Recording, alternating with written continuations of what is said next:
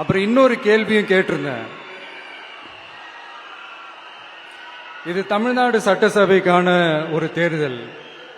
இதை ஏன் தமிழ்நாட்டுக்கும் டெல்லிக்குமான ஒரு எலெக்ஷன் சொல்றீங்க அப்படின்னு நான் கேட்டிருந்தேன்.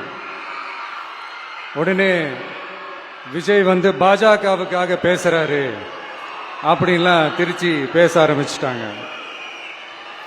அப்புறம் ரெகுலரா ஒன்று பண்ணுவாங்கல்ல, நம்மளுடைய சிறுபான்மை சகோதரர்களை பயமுறுத்தி ஒரு ஏமாத்து வேலை ஒன்று செய்வாங்கல்ல, அது இனிமே அவங்களால தொடர்ந்து செய்ய முடியாதுன்னு அவங்களுக்கு தெரிஞ்சு போச்சு. அதனால தான் நான் என்ன பேசினாலும் அதை திருச்சி பேசுறது, அந்த தில்லு முள்ளு வேலைகள்லாம் அவங்க செய்ய ஆரம்பிச்சிட்டாங்க.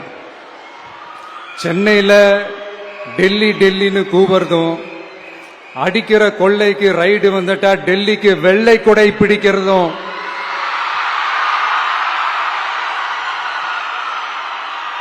இதெல்லாம் யாருன்னு உங்களுக்கே நல்லா தெரியும். தமிழ்நாட்டை காப்பாத்துறது திமுக தான், தமிழ்நாட்டை பொழைக்க வைக்கிறது திமுக தான், இதெல்லாமே பண்றது திமுக தான், ஸ்டாலின் சார் தான். இதெல்லாம் ஒர்க் அவுட்டே ஆகாது பாஸ்.